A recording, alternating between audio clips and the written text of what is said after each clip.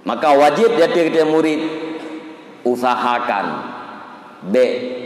timoh perasaan yang hanaget dari guru terhadap kita yang murid. Nya leweknya kena beredar yang bak video putra yang terjadi di Tarim. Mah hana ceritanya nan muridnya. Tapi hikayahnya musilsilah. Kira murid yang cukup cereng. Kagak peruntukan untuk mufti. Tapi dudo lewat karena agaknya kalau tak pujian-pujian terasa bahwa agaknya kabrat melih. Pernah gehoi syekh dengan nama, tidak dipanggil dengan gelarannya. Hana gehoi ling lakap, gehoinan. Tapi bagure gah na bupu. Ati dudo na undangan. Nyana talah lu gak undangan daerah Mukalla di Tarim. Najuh padu-padu kilo di pada pesantrennya. Wate gejak ba undangannya hana gela kaidin ba pimpinan pesantren. Ganyan biasa hati gebuik kedua iku.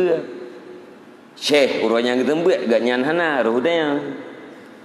Geda yang hoka sipulan yang bagi hikayah hana gebuhnan.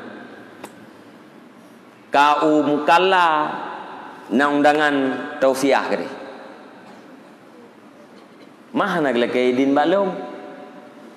Santri-santri lain sangat-sangat tu. Duduk kun hanapu. Tubuh ganyan idih ilmu ganyan inau.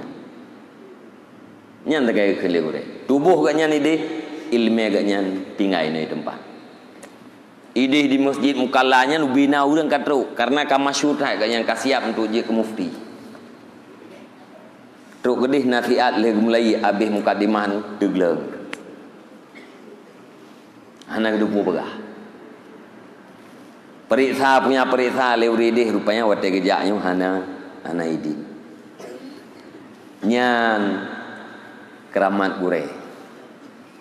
Lagi urung si keramat ngeudeung nunggu. Urung si kita keramat ngeudeung. Urung si kita hana temayang ngeudeung anu keramat ke. Tadi gede mak kita pancuri ngeudeung anu keramat ke. Gure kita tetap keramat ngemurid. Sebab pakon kasih sayang gure terhadap murid nyan tidak banding uroyo nunggu tentang lebih daripada kasih sayang makan lebih hati sayang di murid hawa di muridnya bumunau ya tentang lebih tabu harapan bak murid ketimbang daripada anu sehingga hati sakit berat sakit puah naubat.